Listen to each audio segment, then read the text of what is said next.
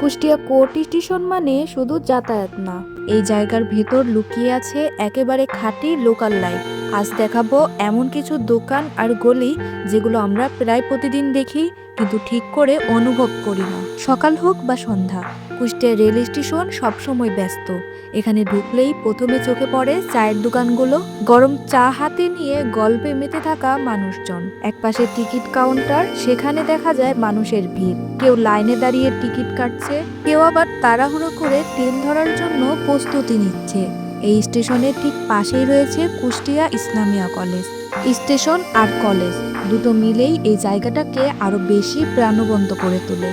এই ছোট ছোট দৃশ্যগুলোই কুষ্টিয়া রেল স্টেশনের আসল গল্প। কোর্ট স্টেশন এলাকা থেকে একটু সামনে এগুলোই ইসলামিয়া গলি। সংকীর্ণ গলি হলেও এখানকার দোকানগুলো ভীষণ জমজমাট। এই বইয়ের দোকান থেকে কিন্তু প্রতিদিন স্টুডেন্টরা বই কিনে থাকে এবং তার পাশেই কিন্তু কম দামের দরকারি জিনিস, লোকাল জিনিসপত্র এবং নিত্য প্রয়োজনীয় পণ্য সবকিছু খুব সহজেই পাওয়া যায়। দোকানদারদের সাথে 2 মিনিট কথা বললেই বোঝা যায় এই গলির আসল সৌন্দর্য এখানকার মানুষগুলো। এই জায়গাগুলো হয়তো খুব ঝকঝকে না, কিন্তু এখানেই আছে কুষ্টিয়ার আসল প্রাণ। কুষ্টিয়া কোর্ট স্টেশন আর ইসলামিয়া গলি দুটোই যেন শহরের প্রতিদিনের গল্প।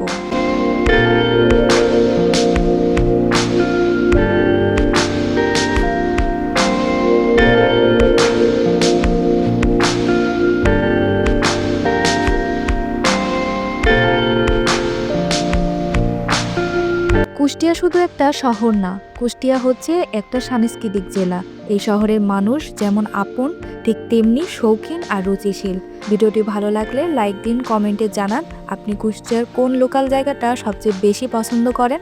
আবার দেখা হবে নতুন একটি লোকাল গল্প নিয়ে।